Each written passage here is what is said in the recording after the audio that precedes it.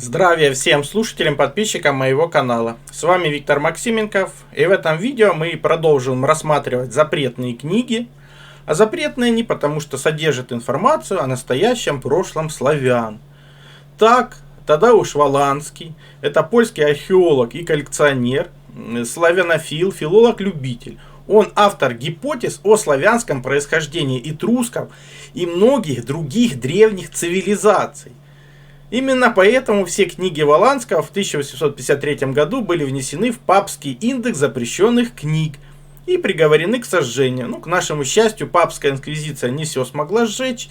И сегодня мы с вами ознакомимся с этим трудом, в котором вы поймете, в чем же состоит преступление Воланского. Потому что он посмел все загадки так называемого прошлого изучать с помощью славянских языков, и его чудо получал ясный конкретный ответ. И все эти артефакты он нашел, перевел, и об этом и сообщил миру. За что его и приговорили его книги к сожжению на костре. Как и самого, кстати, Воланского. Сейчас мы об этом узнаем.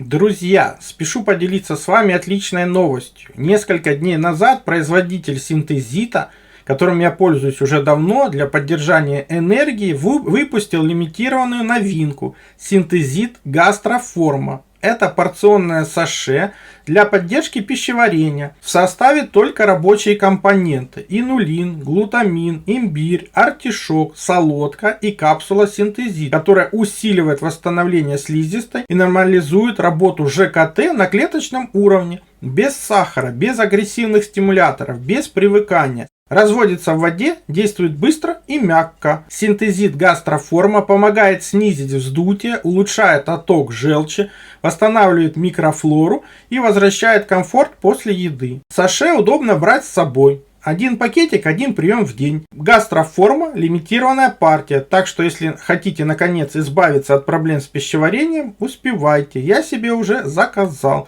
Ссылку оставлю в описании. Предшественником Воланского и Классена можно считать Мавра Арбини.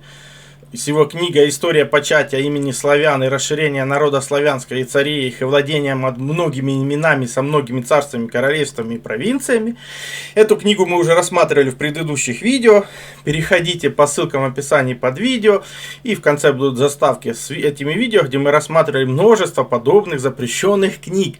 Это чтобы показать в современном мире, что настоящее прошлое славян в прошлом много раз озвучивалось, описывалось. И при том, что, например, сам же Арбини брал и описывал прошлое славян именно из древних источников. Это же можно сказать и о Киевском синопсисе, который мы тоже рассматривали в предыдущих видео. Там информация содержащаяся взята из множества летописей прошлого. Нам сегодня недоступных и даже неизвестных во многом, и даже уничтоженных, но она содержит истинную историю народа славянского, изначального народа, который на протяжении всех тысячелетий отмечается и в Африке, и на Ближнем Востоке, и на Дальнем Востоке, и по всей Европе, и по всей Азии. И является основным народом, несущим основную культуру. Поэтому все загадки так называемого современного мира не могут быть решены без славянского языка. О чем мы рассматривали ту же самую скифскую историю Лызлова, где становится понятно, что те же скифы это обычные славяне, как и тартары, так называемые, как и печенеги и подобные товарищи, которые в современной историографии считаются непонятно кем. А на самом деле это были те же самые обычные славяне, разные племена, народы, хотя их основа язык и культура славянская. Поэтому это все мы изучаем для того, чтобы понимать, что народ, который не знает своего прошлого, не имеет будущего. Именно с этой целью вам и удаляют прошлое, переписывают его, причем сейчас прямо даже на глазах у вас, для того, чтобы вы не имели будущего, чтобы у вас его отнять, тем более вы не могли им управлять. Потому что не зная прошлое, не зная ошибок, которые были совершены в прошлом, вы обречены их повторять и обречены на то, что вас куда-то кто-то ведет, а куда он вас ведет? На деградацию, самоуничтожение, больше никуда. Именно поэтому и нужно знать, изучать прошлое, для того, чтобы не совершать ошибок в настоящем и тем более в будущем. Так в чем же отличие, например, того же Воланского произведений от тех же произведений, что мы описывали, Арбини, например, Киевского синопсиса, скифской истории Лызлова? Дело в том, что они все свои книги писали на основании древних источников, то есть они брали древние источники, имеющиеся на тот момент, и составляли славянскую историю. Воланский пошел по другому пути. Он брал артефакты прошлых цивилизаций, которые были непонятны, не переведены, и стал их переводить, используя исконные славянские языки. Вот как это описывается. Польский профессор, который был на тот момент подданным Российской империи, одним из первых попытался расшифровать нечитаемые древние надписи, используя в качестве ключа именно древнеславянский язык. Ученый пришел к этому выводу, изучая славянские, скандинавские руны, древние памятники Северной Африки, этрусские саркофаги и знаки на кельтских монетах. Вот что пишет он именно. Ученые притыкались на эти памятники и напрасно трудились до нашего времени разбором их надписей по алфавитам греческому и латинскому. Потому что таинственный ключ ко всем неразгаданным надписям находится только в славянском первобытном языке. То есть и книги как раз Тадеуша Воланского «Славянские древности» основаны на том, что он написал десятки или сотни даже артефактов, которые были разбросаны по всей земле, которые находил он, знала наука, но не могла их перевести. Он их читал и переводил, используя исконные славянские языки. Что значит исконные? Ну, это в первую очередь буквица. Также это глаголица. Это то, о чем вы сейчас не знаете, а изначально это были исконные языки. Они как раз на них писали славянские народы, использовали их. Плюс коруна та же самая. Ну, и в упрощенном виде это те же руны так называемых скандинавов, славян, хотя это в принципе у них у всех один и тот же самый источник. Ну, плюс такие понятия, как всесветная грамота, это еще более древние источники. Та же самая узелковая письменность и те же самые черты и резы. Вот это слева это как раз календарь, которому больше 20 тысяч лет, модель Солнечной системы, это как раз резы, где там не только письменность, но и математика, астрономия, астрология, ну а справа шигирский идол. Это так называемые резы, там тоже самая модель Солнечной системы, там тоже эти самые резы так называемые, ему больше 10 тысяч лет, и это все, вся эта письменность присутствует, понятно, и она дожила до наших дней, и вы ее в очень обрезанном варианте сейчас используете. Вот почему это нужно знать, понимать истоки этого, понимать, что все это существует, это есть по всему миру, только его можно понять, только используя славянскую культуру. Ну, то же самое так называемые триграммы, которые продолжение этих черт и рез, то есть там, где уже идет вывод из триграмм уже тех букв, которые вы знаете сегодня, в том числе с их числовыми значениями. Поэтому за это и не любят так называемые книги Воланского, которые называются «Письма о славянских древностях», в которых он фактически доказывает, что эти артефакты их и нужно читать на исконных славянских языках. Книга была издана самим автором на собственные средства в двух частях. Первая часть содержит 5 писем с приложениями и 145 иллюстрациями на 12 гравюрах. Вышла еще в 1846 году в Гнезда, древнейшем городе Польского королевства.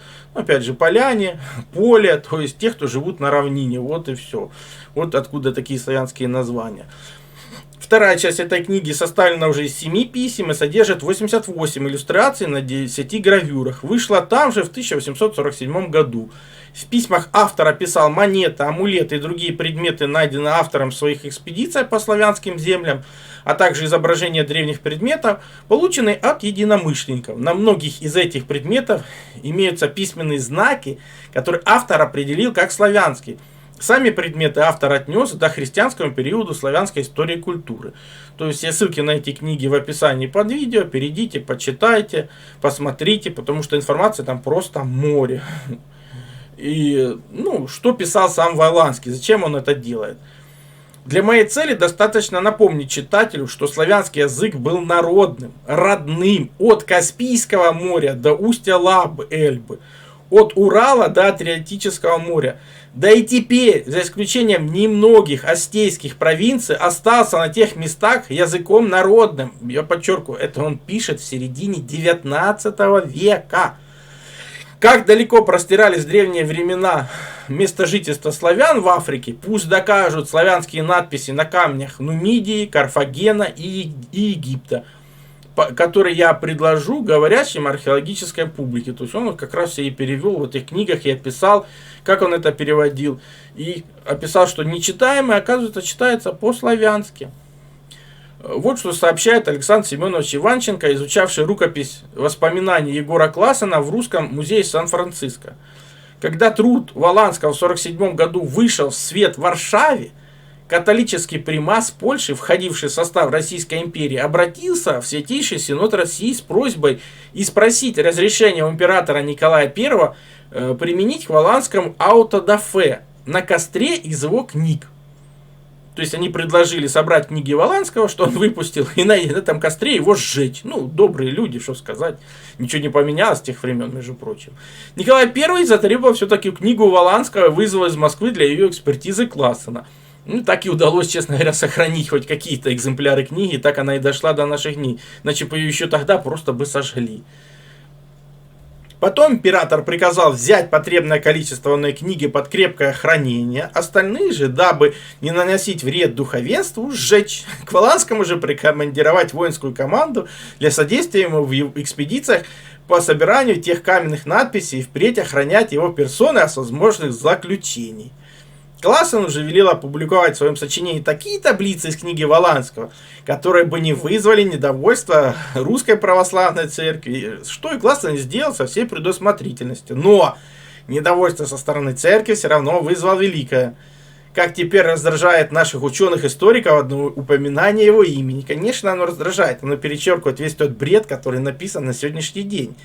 И не он один, как вы видите, не один только Классен, Воланский, множество других авторов показывали реальность, а не искаженное то, что вам доносят. Описание памятников, объясняющих славяно-русскую историю, составленное Фадеем Воланским, переведено Егором Классеном. То есть есть и такая книга, перейдите, посмотрите. Ну, как вы поняли, она уже в максимально обрезанном варианте существует. Ну, и что же за напутствие же дает нам Тадеуш Воланский из прошлых веков? Разве в Италии, Индии, Персии, даже в Египте нет славянских памятников? Разве древние книги Зороастра? Разве развалины Вавилона, памятники Дария, остатки Парсаграда, Персеполиса, покрытые клинописью, не содержат надписей, понятных славянам? Англичане, французы смотрят это как козел на новые ворота, скажем так. Мы, славяне, сможем довести это исследование до конца только в том случае, если дети и внуки наши захотят пойти по нашим следам. То есть вот для этого мы изучаем именно действительно прошлое, чтобы люди, которые знают славянские языки, которые хотят понять реальное прошлое, захотят пойти по следам прошлых исследователей и откроют для себя много интересного. И так называемая история перестанет быть полна загадками, а станет разгадками, которые сделают новые исследователи, которые знают просто исконные славянские языки и переведут так называемое нечитаемое, хотя все те же этруски, все те же загадочные надписи, это в основном и есть славяне. Вот и весь секрет. Ну и помните, повторение мать учения, переходите по ссылкам в описании под видео, потому что новая информация сразу не усваивается, а там огромное количество информации с книгами Воланского, с тех, кто их потом переводил, с другими книгами, которые описывают реальное прошлое славян, те ролики, которые рассматривал. Тут переходите, знакомьтесь, эта информация просто море. Также переходите на мой сайт, ссылка есть в первом закрепленном комментарии под каждым видео. Там размещены мои статьи, в том числе и запрещенные на других платформах. Плюс там же существует и магазин. Магазин существует для тех, кто хочет и может поддержать мою деятельность, для того, чтобы я ее и продолжал. Я же смогу вам содействовать в том, чтобы вы узнали свое предназначение по дате рождения, либо освоили силу живой воды, проводили измерения, которые помогут понимать, что вы едите, что пьете. Плюс получили лучшие натуральные витамины, именно Иван-чай. Плюс, опять же, сила живой воды – это водород и озон. Именно эти две структуры воды помогают нам сохранить здоровье и вылечиться от любых болезней, потому что они универсальны, подходят как одному человеку, как и всем членам семьи. И один раз купленные не требуют других расходников. Плюс, например, детектор электромагнитного излучения. Мы все живем в городах, а там огромное количество электромагнитных полей, и имея эти простые измерительные приборы, вы сможете не попадать под их влияние, а значит будете меньше болеть и дольше просто проживете без лекарств.